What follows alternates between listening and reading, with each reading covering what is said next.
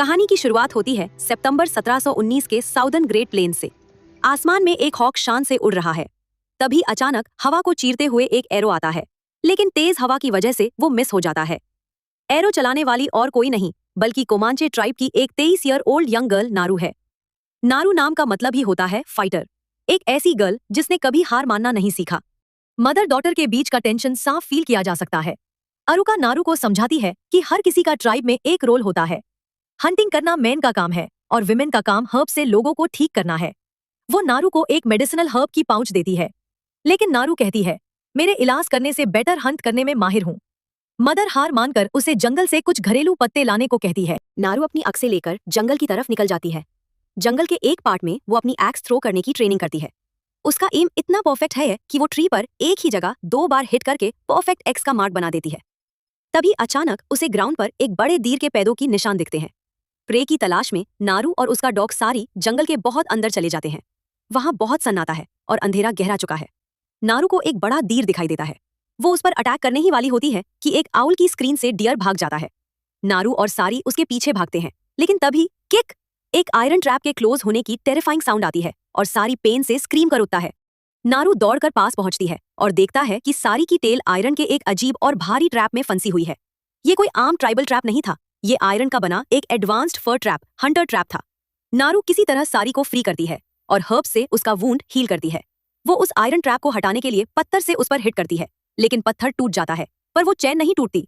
तभी अचानक आसमान में एक बहुत ही स्ट्रेंज चमक होती है। नारू हैरान होकर आसमान की तरफ देखती है। ट्रीज के बीच से उसे बदल को चीरती हुई एक बेहद ब्राइट लाइट और व्हाइट स्मोक दिखाई देता है। ऐसा लग रहा था जैसे कोई फ्लाइंग ह्यूज ऑब्जेक्ट बहुत जल्दी स्पीड से उनकी तरफ बढ़ा हो। सारी भी डरकर ग्राउल करने लगता है। नारू समझ जाती है कि कुछ बहुत ही गलत होने वाला है। नारू बिना वक्त गवाए तेजी से ट्राइब की तरफ भागती है। जैसे ही वो ट्राइब के पास पहुंचती है, उसे 2 ट्राइबल बॉयज बरहवास भागते हुए मिलते हैं। नारू घबराकर पूछती है, क्या हुआ? तो वो हांफते हुए रिप्लाई देते हैं, एक बहुत बड़े माउंटेन लॉयन ने पूही पर अटैक कर दिया और उसे उठाकर जंगल में ले गया। ट्राइब में पैनिक मच चुका है। वॉर चीफ कहतू अपने एजिंग बॉडी और पेन के बावजूद सभी यूथ को एक इकट्ठा करते हैं और कहते हैं, मैं तुम्हें पूही को रेस्क्यू करने के लिए नहीं, बल्कि उस मैन ईटर लायन को खत्म करने के लिए भेज रहा हूँ। क्या ट्राई के ये लड़के उस लायन को मार पाएंगे, या फिर वो खुद किसी और के ट्रैप में फंसने जा रहे हैं? कहानी आगे बढ़ती है और हम देखते हैं ताबे अपने कबीले के लड़कों वसापे, हुपी, इटसी, तबू और पाका के साथ जंगल के घने पईने पैदों के बीच से गुजर रहा है। सभी के चेहरे पर लाल, शेप्ड और कला रंग से डरावनी वॉरपेंट लगा हुआ है। तभी अचानक बिहाइंड द बुशेस एक रस्टलिंग साउंड होती है। सभी सतर्क हो जाते हैं और पाका गुस्से में अपना तीर निकालकर निशाना लगाता है, लेकिन तब तुरंत उसका हाथ पकड़कर उसे रोक देता है। तभी परछाइयों के बीच से नारू बाहर निकलती है। उसके फेस पर भी काला और जैक्ड लाल आउटलाइन का यूनिक वॉरपेंट लगा है। पाका गुस्से में कहता है, तुम ऐसी स्निकअप करके गोली या तीर खा सकती हो? नारू बिना डरे बोलती है, मैं इतना शोर मचा रही थी कि कोई ओल्ड मैन भी सुन ले। वसापे आगे बढ़ता है और अजीब तरीके से स्माइल करते हुए टॉन्ट मारता है, तुम यहाँ क्यों आई? हमें इतना लंबा नहीं रुकना कि एक खाना बनाने वाली की जरूरत पड़े। सभी लड़के उस पर हंसते हैं, लेकिन नारू अपना गुस्सा छुपाकर ताबे से कहती है, तुम लोग शेर के ट्रेल से भटक चुके हो। तभी नारू का डॉग सारी वुड से निकलता है। नारू एक अजीब साउंड टिच टिच करती है और सारी वापस जंगल के अंधेरे में एक रास्ता दिखाने लगता है। ताबे उसके पीछे चलने लगता है, लेकिन वसापे उसे रोक कर कहता है, हंटिंग मर्दों का काम है, हमें साइलेंस चाहिए, किसी औरत की चैटर नहीं। तभी ताबे अपनी बहन का स्टैंड लेता है और कहता है, ये हमारे साथ रुकेगी, ये ट्रैक अच्छा करती है, और अगर पूही जिंदा मिला तो इसे दवाई की समझ है। वसापे को इंसल्ट लगता है, पर वो चुप हो जाता है। तभी ताबे नारू के पास आता है और धीरे से कहता है, अब तुम्हें वो शेर ढूंढनी ही होगी। नारू कॉन्फिडेंस से कहती है, मैं ढूंढ लूंगी। तभी अचानक सारी एक जगह रुक जाता है और ग्राउंड को स्निफ करने लगता है। वसापे उसे देखकर हंसता है, ओह गुड, तुम्हारे डॉग को शिट मिली है। पाका बोलता है, हम यहाँ भालू को नहीं ढूंढ रहे हैं। लेकिन ताबे पास आकर देखता है और सीरियस हो जाता है। वो बोलता है, ये भालू की नहीं है, इसमें क्रश्ड बोन्स दिख रही हैं। ये शेर का माल है और ये बिल्कुल फ्रेश है, और जिस शेर ने ये किया है वो बहुत बड़ी है। अब कबीले के लड़कों का मजाक गायब हो चुका है। उन्हें समझ आ गया है कि मौत उनके बिल्कुल करीब है। नारू सारी के साथ आगे बढ़ती है और शेर के पैदों की निशान को फॉलो करने लगती है। जंगल में अंधेरा और गहरा हो चुका है और हर तरफ एक अजीब सा ईरी साइलेंस है। वहां कबीले का वही लड़का पूही जिंदा था, लेकिन उसकी हालत बहुत खराब थी। वो बेहोश था, उसकी शरीर पर बड़े बड़े क्लॉ वूंड्स थे और खून बह रहा था। नारू बिना वक्त गावे उसके पास पहुंचती है और अपनी मेडिसिन पाउच से हर्ब्स निकलती है।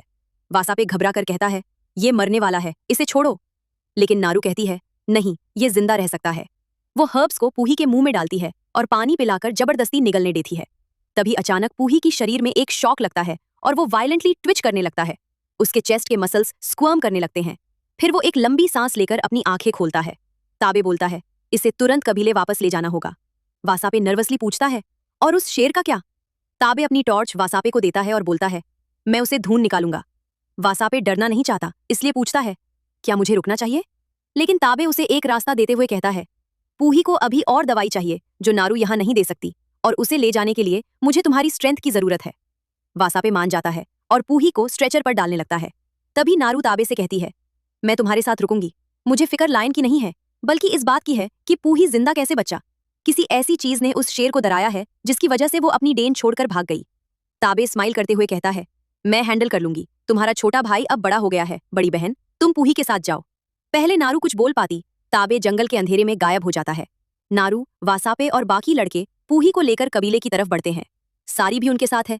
पूही ठंड से कांप रहा होता है, लेकिन नारू उन्हें बोलती है कि ठंड ठीक है क्योंकि मेडिसिन ब्लड फ्लो को स्लो करती है। अगर ये वार्म हुआ तो इसका ब्लड आउट हो जाएगा। चलते चलते अचानक नारू की नजर ग्राउंड पर पड़ती है और वो अपनी टॉर्च नीचे करती है। वो ग्रुप से थोड़ा अलग हटकर एक स्मॉल क्लियरिंग में जाती है। वहां उसे एक डेड माउस मिलता है जिसके बॉडी पर 2 फैंग मार्क्स थे। लेकिन जब वो आगे बढ़ती है तो ट्री की रूट्स के पास उसे कुछ ऐसा मिलता है जो उसने अपनी पूरी लाइफ में नहीं देखा था। वहां एक डायमंड बैक स्नेक का पूरा मस्कुलर सिस्टम बिल्कुल सर्जिकली और क्लीनली पील्ड किया हुआ था। ये कट्स किसी इंसान के नहीं थे, बल्कि बेहद प्रिसाइज और स्ट्रेंज थे। नारू थोड़ा और लाइट घुमाती है और ग्राउंड पर उसे 2 बड़े पैदों की निशान दिखते हैं। ये निशान किसी आम जानवर या इंसान के नहीं थे। उनके आगे 4 डिस्टिंक्ट क्लॉ मार्क्स थे। ये वही प्रेडेटर के ट्रैक्स थे। नारू ट्री के ट्रंक पर देखती है जहां फ्रेश और गहरे गाउजेस लगे थे, जैसे कोई हैवी चीज ऊपर चढ़ी हो। तभी ऊपर से एक क्रैक की आवाज आती है, जैसे कोई हैवी ब्रांच हिली हो। नारू फ्रीज हो जाती है और ऊपर अंधेरे में देखती है। उसे लगता है कि वहां कोई है, लेकिन उसे कुछ साफ दिखाई नहीं देता। लेकिन असल में वहां एलियन प्रेडेटर इनविजिबल स्टेट में बैठा सीधे नारू को घुर रहा था। नारू डर के मारे एक कदम पीछे लेती है। पाका थोड़ा डरे हुए अंदाज में पूछता है, क्या ये किसी भालू के ट्रैक्स हो सकते हैं? नारू सीरियस होकर बोलती है, पता नहीं, लेकिन अगर ये भालू है तो ये बहुत बड़ा भालू है। और सबसे अजीब बात, ये सिर्फ अपने 2 पैड पर क्यों चल रहा था? वसापे के शहर पर डर साफ दिख रहा है, लेकिन वो अपने ईगो को ऊपर रखने के लिए चिल्लाकर कहता है, हमें यहां रुकना नहीं है, चलते रहो। नारू बाकी सबकी परवाह किए बिना पीछे मुड़ती है और कहती है, मुझे अपने भाई ताबे को बताना होगा। वसापे गुस्से में पूछता है, बताना होगा? किस बात के लिए? नारू कहती है, जिस चीज ने ये पैदों के निशान छोड़ हैं, उसी ने उस पहाड़ के शेर को उसकी देन से भगाया था, और वो अभी भी यहीं आसपास है। वसापे टॉन्ट मारते हुए कहता है, तुम्हें कुछ नहीं पता, और तुम्हारा भाई तुम्हारी तरह कमजोर नहीं है। वो अपनी हिफाजत खुद कर सकता है। हमें पूही को कबीले ले जाना है। नारू बिना वक्त गावे जंगल के अंधेरे में वापस ताबे की तरफ भागने लगती है और बोलती है, तुम लोग पूही को ले जाओ, मुझे ताबे के पास जाना ही होगा। वसापे गुस्से में चिल्लाता है, शिट, और पाका को ऑर्डर देता है, इसके पीछे जाओ, ताबे नहीं चाहेगा कि ये अकेले जंगल में घूमे। जैसे ही नारू वहां से जाती है, वसापे गुस्से में उस पैडों की निशान को अपने पैर से मिटा देता है। लेकिन उसे नहीं पता था कि ठीक उसके ऊपर ट्री पर बैठा एलियन प्रेडेटर उसे क्लॉक्ड स्टेट में घूर रहा था, और उसके हाथ में वही सर्जिकली पील्ड स्नेक का स्कल था। नारू और सारी जंगल के गहरे अंधेरे में बहुत तेज भाग रहे हैं। पाका उनसे करीब 50 यार्ड्स पीछे उन्हें पकड़ने की कोशिश कर रहा है।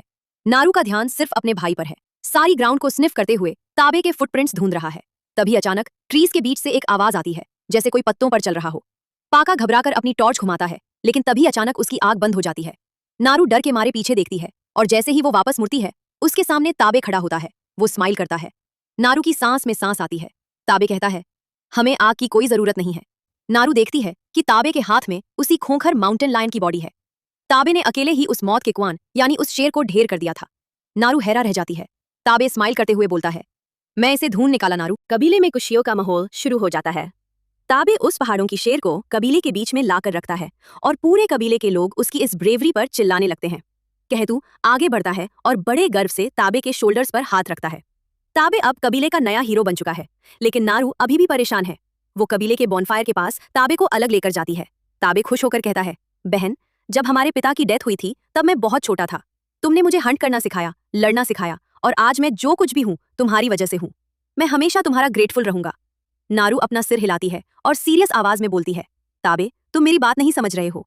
किसी बहुत ही डेंजरस चीज ने उस शेर को उसकी गुफा से भगाया था, और वो चीज अभी भी इस जंगल में घूम रही है। ताबे उसकी बात पर हंसता है और बोलता है, जंगल में हमेशा डेंजरस रहेंगे नारू, लेकिन मेरा चैलेंज पूरा हो चुका है।